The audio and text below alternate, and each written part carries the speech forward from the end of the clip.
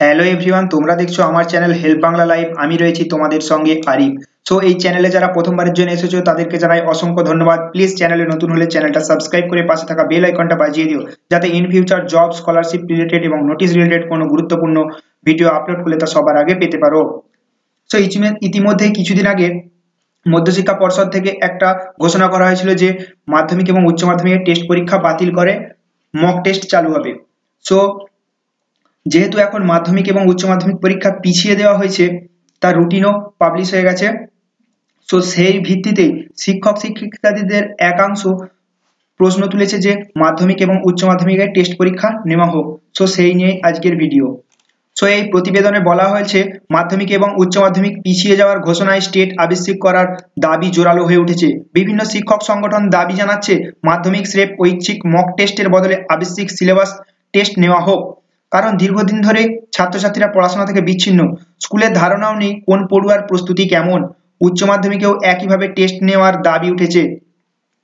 তবে তার আগে স্কুল খুলে অন্তত 2 মাস পঠন পাঠন চালু হোক, এই কথাই তারা জানাচ্ছেন। এবং তৎসহ উচ্চ মাধ্যমিক পরীক্ষার্থীদের প্র্যাকটিক্যাল ক্লাস চালুর পক্ষেও তারা সরব হয়েছেন।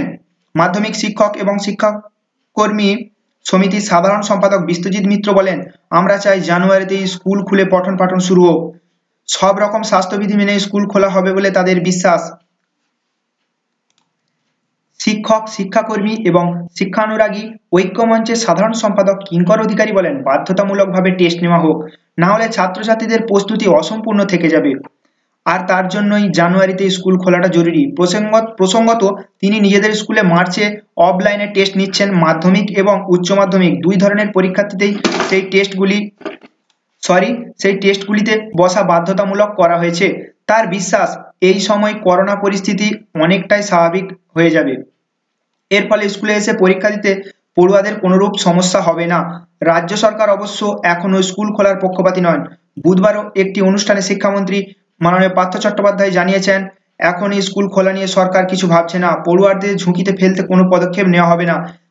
এই অবস্থায় অফলাইনে টেস্ট নিয়ে সরকার কি প্রতিক্রিয়া দেয় সেটাই দেখার। অর্থাৎ এইটা টেস্ট নেওয়াই হবে এমন কিছু বলা নেই, কিন্তু এই টেস্ট নেওয়ার পক্ষে শিক্ষক, শিক্ষাকর্মী এবং শিক্ষানুরাগীদের একাংশ অভিযোগ তুলেছে যে মাধ্যমিক এবং উচ্চ মাধ্যমিকের টেস্ট পরীক্ষা নেওয়া হোক। সো তোমরা যারা স্টুডেন্ট আছো তোমাদের কি মতামত, তো ভিডিওর কমেন্ট সেকশনে কমেন্ট করে জানিও।